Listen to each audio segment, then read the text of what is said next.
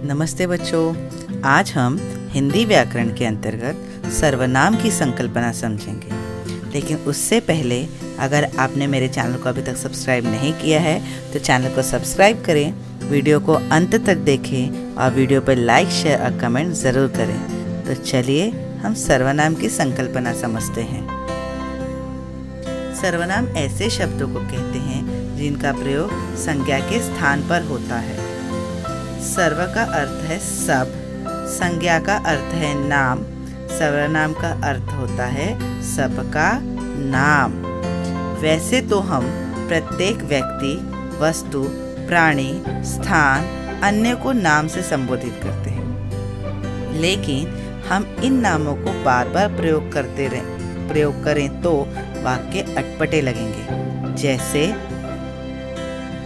मोहित ने मोहित के भाई से कहा कि मोहित की माँ से पूछकर कल मोहित के दोस्त के घर जाएगा। अब हम इन्हीं वाक्यों में संज्ञा अर्थात नाम के जगह सर्वनाम शब्दों का प्रयोग करेंगे। मोहित ने अपने भाई से कहा कि वो माँ से पूछकर कल अपने दोस्त के घर जाएगा।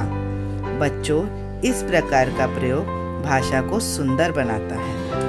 इन वाक्यों के आधार पर हम सर्वनाम की परिभाषा इस प्रकार से कह सकते हैं कि संज्ञा के स्थान पर इस्तेमाल होने वाले शब्दों को सर्वनाम कहते हैं। सरल शब्दों में सर्व अर्थात सब, नामों अर्थात संज्ञाओं के बदले जो शब्द आते हैं उन्हें सर्वनाम कहते हैं। जैसे मैं, तू, वह, आप, कोई, यह, ये, वे, हम, तुम, कुछ, कौन, क्या, जो, सो, उसका आदि।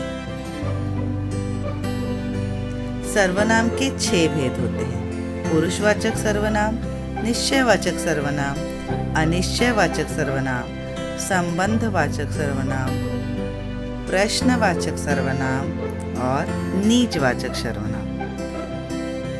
सर्वप्रथम पुरुषवाचक सर्वनाम। जिन सर्वनाम शब्दों से व्यक्ति का बोध होता है उन्हें पुरुषवाचक सर्वनाम कहते हैं। दूसरे शब्दों में अगर कहें तो बोलने वाले, सुनने वाले तथा जिसके विषय में बात होती है उनके लिए प्रयोग किए जाने वाले सर्वनाम पुरुषवाचक सर्वनाम कहलाते हैं। पुरुषवाचक सर्वनाम पुरुषों, स्त्री या पुरुष के नाम के बदले आते हैं। जैसे मैं आता हूँ, तुम जाते हो, वह भागता है। उपयुक्त वाक्यों में मैं, तुम, वह, यह शब्द पुरुषवाचक सर्वनाम है।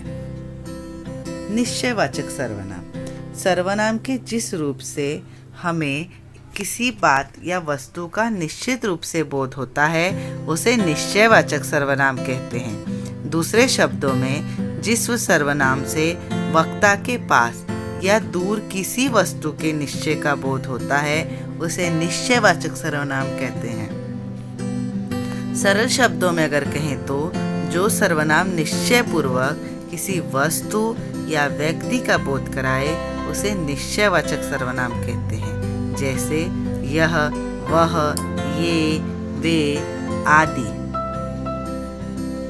वाक्यों में देखिए इनका प्रयोग कैसे होता है। तनुज का छोटा भाई आया है, यह बहुत समझदार है। किशोर बाजार गया था, वह लौट आया।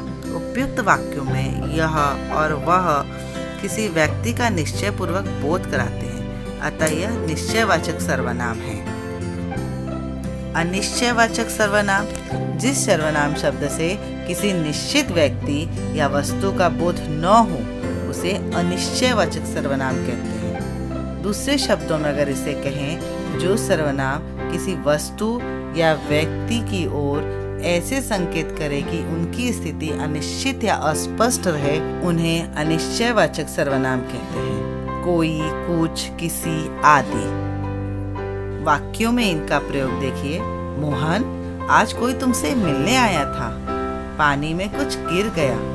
यहाँ कोई और कुछ व्यक्ति और वस्तु का अनिश्चित होने बोध कराने वाले अनिश्चयवाचक सर्वनाम है।